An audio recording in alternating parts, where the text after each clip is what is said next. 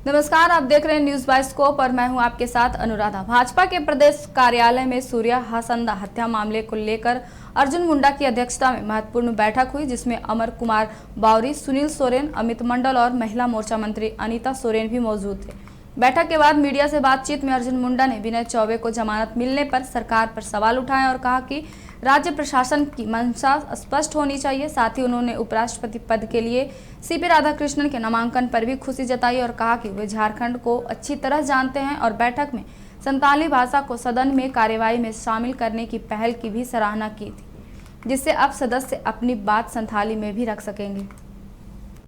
नमस्कार, स्वागत है आपका न्यूज बाय स्कोप में। इस वक्त की तमाम अहम खबरों के साथ मैं हूं आसिया। बढ़ते हैं खबरों की तरफ।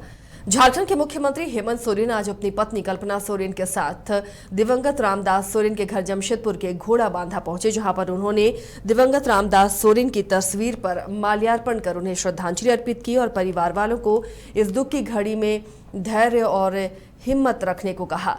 इस दौरान विधायक सविता महतो, मंगल कालिंदी, समीर मोहंती सहित झारखंड मुक्ति मोर्चा के कई पदाधिकारी रामदास सोरेन के आवास पर मौजूद रहे और उन्हें श्रद्धा सुमन अर्पित किया। देखिए, हमारे आंदोलनकारी और हमारे कोलाहन के जो गार्जियन थे, रामदास सोरेन जी का देहांत होने से हम लोगों का पूरा झारखंड में संगठन में एक कोलाहन क्षेत्र के गार्जियन थे, वो चला गए। आज अपने गुरुजी के पूरी विधि व्यवस्था को करते हुए आज हमारे मुख्यमंत्री महोदय सीधा हमारे अभिभावक जो रामदास सोरेन जी थे उनके परिवार से मिलने आए हुए। देखिए, हमारे आंदोलनकारी राजभवन के पास सहाड़ी जाति विकास मंच ने तीसरे चरण के धरना प्रदर्शन में पैदल मार्च कर मुख्यमंत्री को 7 सूत्री मांगों का एक ज्ञापन सौंपा। मंच के प्रदेश अध्यक्ष और महामंत्री ने कहा कि समाज ने साफ सफाई और कोरोना काल में महत्वपूर्ण योगदान दिया, लेकिन सरकार इनकी संवेदनाओं के प्रति उदासीन रही। उन्होंने चेतावनी दी है कि अगर मांगे नहीं मानी गई तो भविष्य में इसी तरह का आंदोलन जारी रहेगा। देखिए, झारखंड राज्य का जो लड़ाई था, शोषण मुक्त झारखंड राज्य का लड़ाई था, जिसमें हम झारखंड आंदोलनकारी भी हैं। तो शोषण मुक्त हमारा ये शोषण हमारा समाज शुरू से अभी तक है। भूमि नहीं है, हमारा सफाई कर्मचारी लोगों का सफाई कर्मचारी आयोग नहीं है, हम हमारा लड़का बच्चा का जाति प्रमाण पत्र का कोई व्यवस्था नहीं है। हम गरीब से गरीब हैं, लेकिन हमारा कोई सुविधा नहीं है। इसका लड़ाई हमारा ये आज का हाड़ी जाति विकास मंच का है।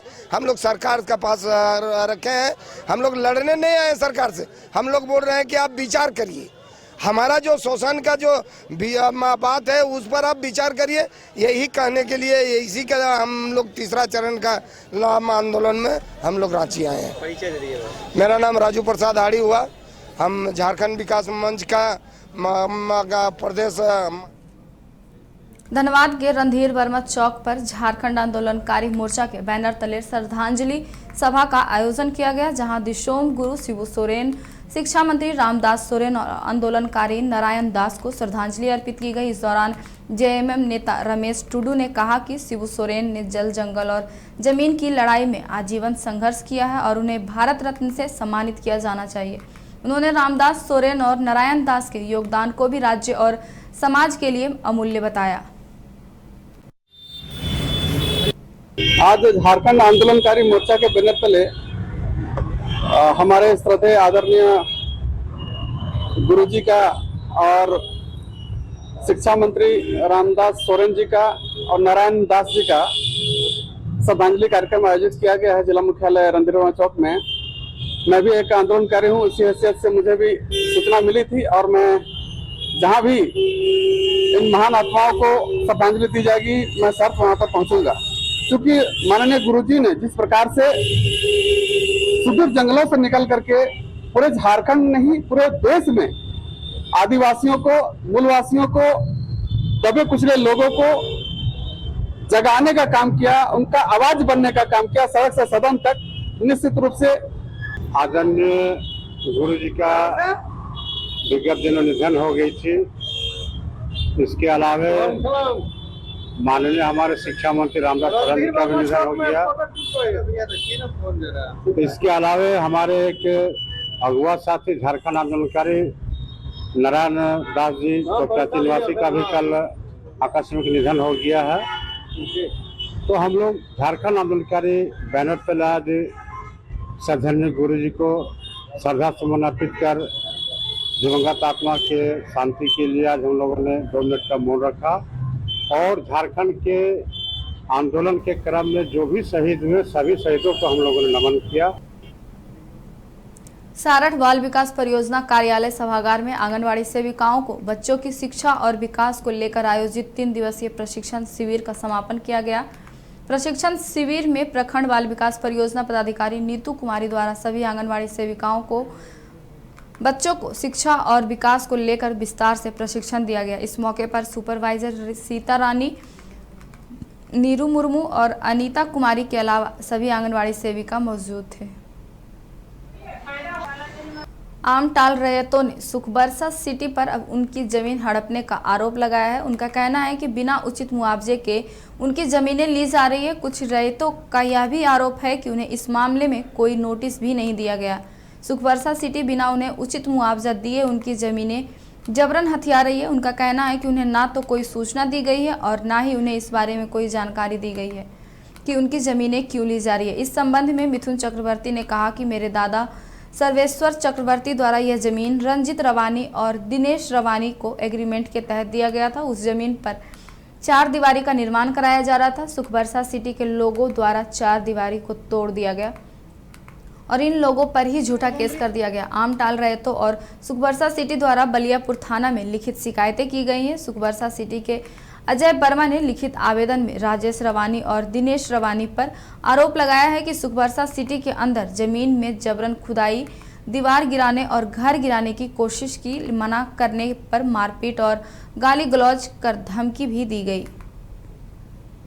ये जमीन हमारे बड़े दादाजी श्री सर्वेश्वर चक्रवर्ती द्वारा 1938 एवं 1948 में पब्लिक ऑक्शन में धनबाद न्यायालय द्वारा उपलब्ध कराया गया था, खरीदा गया था। ठीक है, तो इसमें 273 खाता में प्लॉट नंबर 2085 और 2039 राजेश रवानी और दिनेश रवानी को एग्रीमेंट के तहत दिया गया है। ये लोग इस पे काम कर रहे थे, तो इन लोगों से हमें पता चला कि सुखबरसा सिटी के कुछ लोगों द्वारा इनका बाउंड्री वॉल को तोड़ा गया है। इन पर गलत तरीके से केस वगैरह भी किया गया है। सुखबरसा सिटी जो है यूनाइटेड डेवलपर नाम की कंपनी है जो यहाँ डेवलप की है। इसमें लगभग आमटाल मौजा के लोगों का लगभग 50 रैयतों का यहाँ प्लॉट है। सभी लोगों का जमीन को 4 दीवारी के अंदर में कैंपस में पहले घेर लेते हैं। घेर लेने के बाद ये सौदा करते हैं 2 रुपया 3 रुपया में। 10 रुपया की संपत्ति 2 रुपया मांगते हैं। जब इन्हें 2 रुपया में नहीं मिलता है तो ये जबरन अपने गुंडा और माफियाओं को लगा के, यहाँ तक कि पुलिस बलियापुर थाना को इन लोगों का संरक्षण पूर्ण रूप से प्राप्त है। आप ये जो विवादित स्थल देख रहे हैं, ये इसमें तीसरा बार काम लगा है।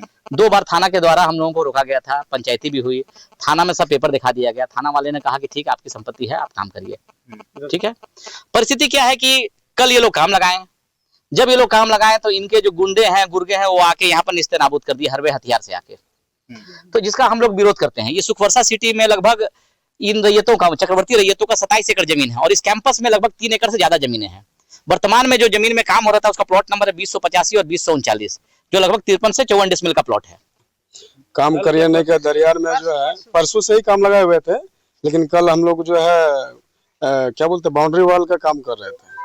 तो जब बाउंड्री वॉल का काम करने लगे तो दिन भर काम हुआ। उसके बाद 4 बजे के लमसम में या 2:30 या 4 बजे के बीच में बलियापुर के एसआई जो है तिवारी जी, नाम नहीं जानते हैं लेकिन उनका नंबर है मेरे पास, वो फोन किए थे कि आप दिनेश जी काम बंद करवा दीजिए।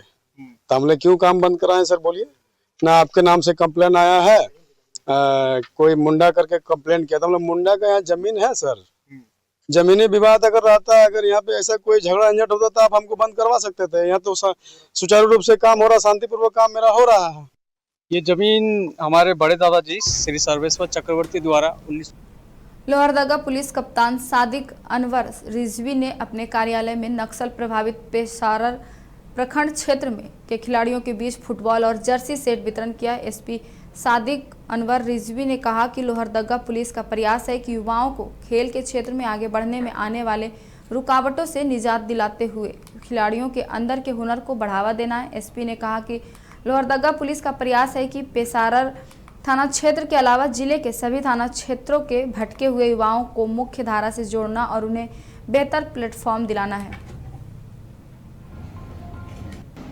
जैसा कि आप लोगों को पता है, लोहरदगा घोर नक्सल प्रभावित जिला में गिनती में आता था और आज जो फुटबॉल टीम है उनको पुलिस की ओर से फुटबॉल और जर्सी का वितरण किया गया है और वो भी पेशरार प्रखंड के लोग हैं जो कि घोर नक्सल प्रखंड में आता था। काफ़ी नक्सली घटनाएं घटी और आप लोग को पता है कि ये हम झारखंड वासी खेल को कितना इम्पोर्टेंस देते हैं और अभी मौसम चल रहा है फुटबॉल का, तो एक टूर्नामेंट होने वाला है, उसी के लिए उनको वितरण किया गया है। ये समाज के लिए बहुत ही अच्छा है।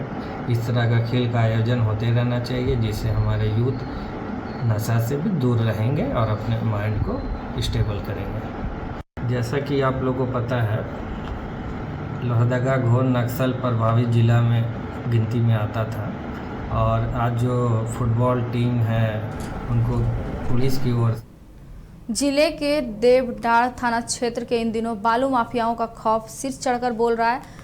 आलम यह है कि पहले तो रात के अंधेरे में अवैध कारोबार चलता था, लेकिन अब खादी और माफिया के गठजोड़ से दिन के उजाले में भी अवैध बालू का कारोबार चल रहा है। पुलिस की नोकझोंक नाक के नीचे से यह काला कारोबार धड़ल्ले से चल रहा है। सैकड़ों की संख्या में ट्रैक्टर योजना बालू लाद कर दौड़ते हैं। अब थाना प्रभारी राहुल कुमार से सवाल किया गया तो उन्होंने साफ कहा कि कोई ट्रैक्टर नहीं चल रहा है, लेकिन जब उन्हें सटीक लोकेशन और सबूत दिखाए गए तो उनकी सफाई देते हुए कहा कि हम पेट्रोलिंग भेज रहे हैं। प्रशासन की इस लापरवाही से बड़ा सवाल उठता है कि आखिर अवैध बालू कारोबारियों पर कार्रवाई क्यों नहीं हो रही है। क्या यह कारोबार पुलिस प्रशासन के संरक्षण में चल रहा है? फिलहाल देवडार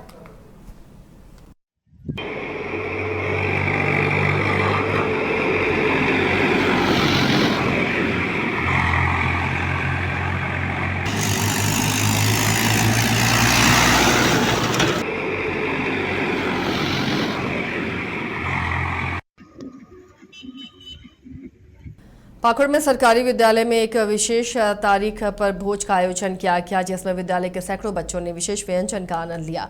आपको बता दें कि सभी सरकारी स्कूलों में बच्चों को स्कूल से जोड़ने के लिए सरकार मिड डे मील सहित कई कार्यक्रम चला रही है ताकि पढ़ाई के साथ साथ बच्चों को पौष्टिक भोजन भी मिल सके। इसी कड़ी में तिथि भोजन योजना के तहत स्कूल में छात्रों के लिए विशेष भोज का आयोजन किया जा रहा है। तिथि भोजन के आयोजन से बच्चे काफी खुश नजर आए। तिथि भोजन के दिन जिस विद्यार्थी का जन्मदिन होता है उसका जन्मदिन भी स्कूल में ही मनाया जाता है और तिथि भोज में एक साथ बच्चे और पदाधिकारी और शिक्षकों के साथ बैठकर स्वादिष्ट पकवान ग्रहण करते हैं।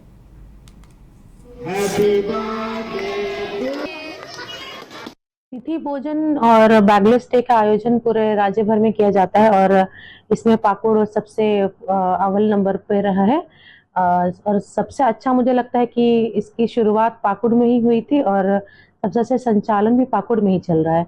इसका उद्देश्य ये है कि बच्चे उस दिन किसी का अगर जैसे कुछ बर्थडे हुआ किसी बच्चे का तो उनका हम लोग सेलिब्रेशन करते हैं, बच्चे का बर्थडे का सेलिब्रेशन करते हैं, ना कि कोई टीचर या फिर कोई जो अन्य तिथि भोजन करवा रहे हो जो स्पॉन्सर करवा रहे हैं उनको छोड़ करके हम लोग स्कूल के किसी बच्चे को अगर उस दिन बर्थडे हो या फिर उस मंथ में अगर बर्थडे हो तो हम लोग उनका बर्थडे सेलिब्रेट करते हैं। क्योंकि यहाँ पे जो बच्चे थोड़ा गरीब घर से आते हैं तो वो हो सकता है कि बाकी बच्चों की तरह बर्थडे सेलिब्रेशन नहीं कर पाते हैं तो इन सब चीज़ों से वंचित रह जाते हैं। तो इन सब चीज़ों को स्कूल में हम लोग करवाते हैं ताकि उन्हें लगे कि नहीं हमारा भी हम भी हैं बाकी बच्चों की तरह और हमारे पे भी ध्यान दिया जा रहा है। तिथि भोजन और बैगलेस डे का आयोजन पूरे राज्य भर में किया जाता है। और पूर्व प्रधानमंत्री राजीव गांधी की 81वीं जयंती के अवसर पर धनबाद जिला कांग्रेस ने अंबेडकर चौक से सद्भाव जुलूस निकालकर रणधीर वर्मा चौक पहुंचा। वहां उनकी तस्वीर पर माल्यार्पण कर उन्हें श्रद्धांजलि अर्पित की गई। इस मौके पर मीडिया से बात करते हुए जिला अध्यक्ष संतोष सिंह और उपाध्यक्ष नवनीत नीरज ने कहा कि भारत रत्न पूर्व प्रधानमंत्री राजीव गांधी की जयंती पर उन्हें याद किया गया और सद्भावना मार्च निकालकर उन्हें श्रद्धांजलि दी गई। आज की संचार क्रांति, पंचायती राज, 18 साल में वोट का अधिकार, ये सभी राजीव गांधी की ही देन है।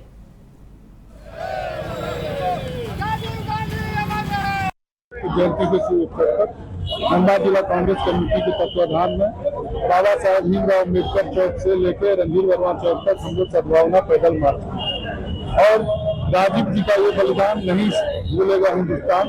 राजीव गांधी जो आज हर घर में मोबाइल देख रहे हैं, हर हाथ में मोबाइल देख रहे हैं, कंप्यूटर देख रहे हैं, ये सब सारा चीज राजीव जी का थे।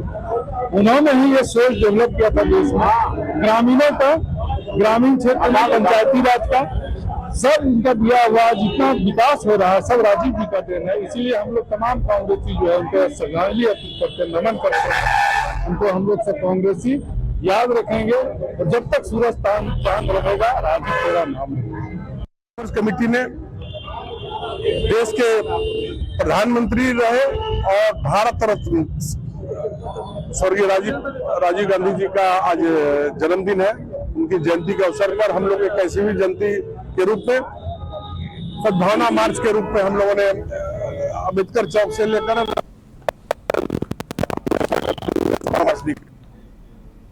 नक्सलियों के खिलाफ चलाए जा रहे विशेष अभियान में सुरक्षा बलों को एक बड़ी सफलता हाथ लगी है। एसपी ने प्रेस वार्ता कर बताया कि गुप्त सूचना पर पुलिस अधीक्षक गिरिडीह और 154 बटालियन सीआरपीएफ के कमांडेंट सुनील दत्त त्रिपाठी के निर्देश पर गठित संयुक्त टीम ने खुखरा थाना क्षेत्र से सटे पारसनाथ पहाड़ी के जोकाई नाला चतरो कानाडी के पास छापेमारी की और अधिकारी कुमार ओम प्रकाश सिंह, अपर पुलिस अधीक्षक सुजीत कुमार और सहायक कमांडेंट सीएच तोम्बा सिंह के नेतृत्व में सीआरपीएफ, स्थानीय पुलिस और बीडीडीएस टीम और स्क्वाड की टीम भी मौजूद रही। इस तलाशी अभियान के दौरान नक्सलियों के द्वारा गड्ढे में छिपा कर रखी गई लगभग 300 मीटर के अकॉर्डेक्स वायर और 13 लीटर विस्फोटक तरल रसायन बरामद किया गया।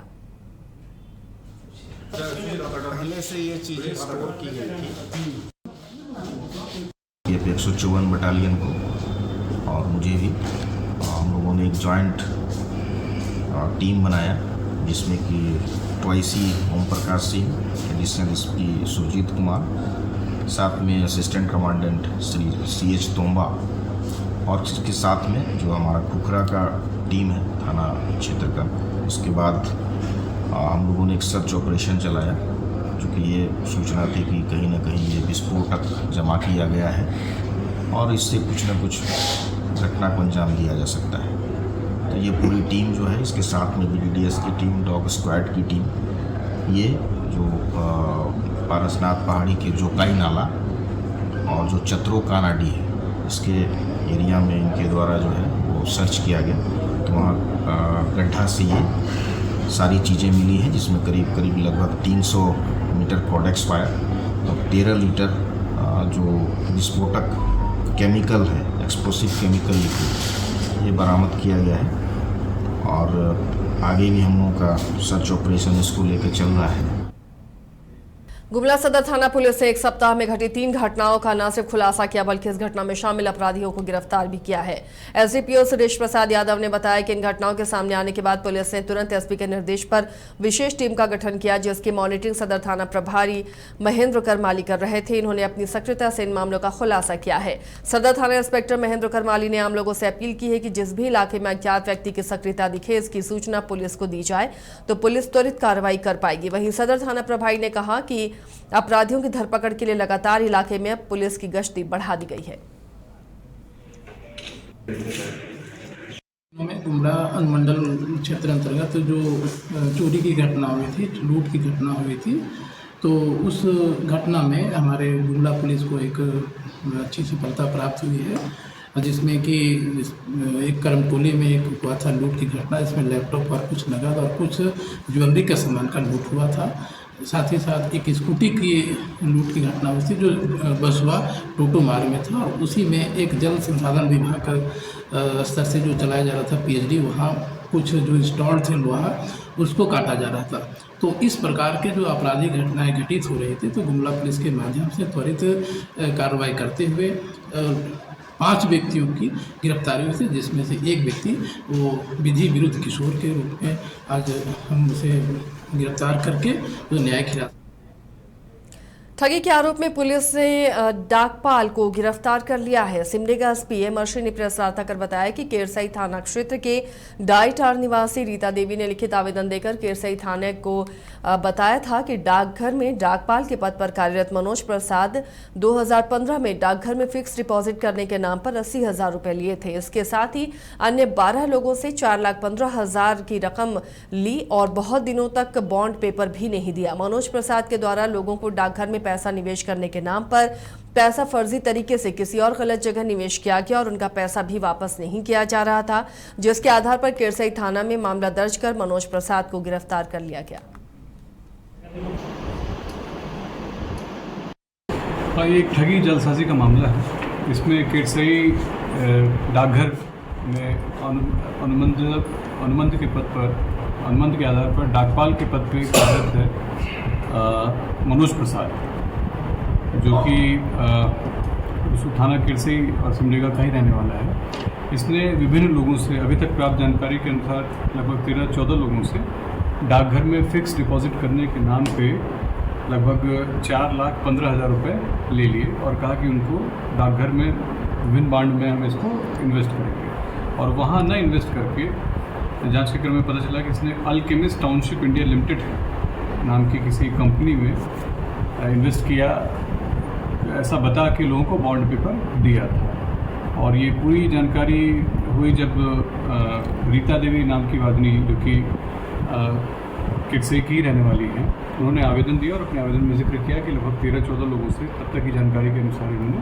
ठगी की थी। जांच के क्रम में पता चल रहा है कि और भी लोग हैं जिनसे इसने ठगी की है। इस संबंध में कांड संख्या 23/25 समेत धाराओं में दिनांक 19/8 को दर्ज करके एनटीपीसी पकरी बरवाड़ी कोयला खनन परियोजना में विस्थापितों के लिए निर्धारित कट ऑफ डेट के खिलाफ पिछले 70 दिनों से कट ऑफ डेट में संशोधन की मांग को लेकर धरना दे रहे युवा विस्थापित संघर्ष समिति के प्रतिनिधिमंडल एसडीओ, डीएलओ और एनटीपीसी के अधिकारियों के बीच त्रिपक्षीय समीक्षात्मक वार्ता में एसडीओ ने एनटीपीसी को निर्देश दिया है कि समिति की मांगों को शीर्ष अधिकारियों से अवगत कराए।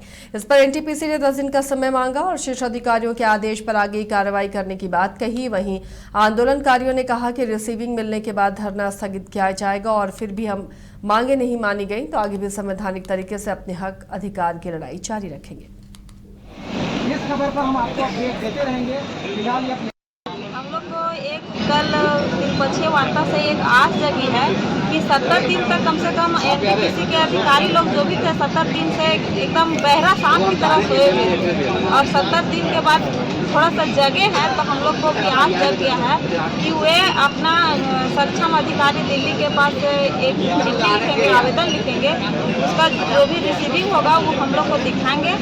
किसी का काम को ट्रांसपोर्ट वगैरह को ठप कराना, ठप करने के बाद इनका कान में जू रहेगा, जू रहने के बाद एक त्रिपक्षीय वार्ता आयोजित की।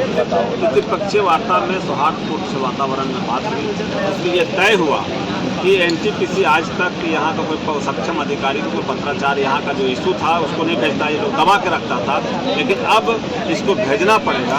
और ये कट ऑफ अपडेट के सवाल पर 2016 का जो निर्धारण किया है उसका परिवर्तन करने के लिए एक सक्षम अधिकारी के पास यहाँ के इशू को हम लोग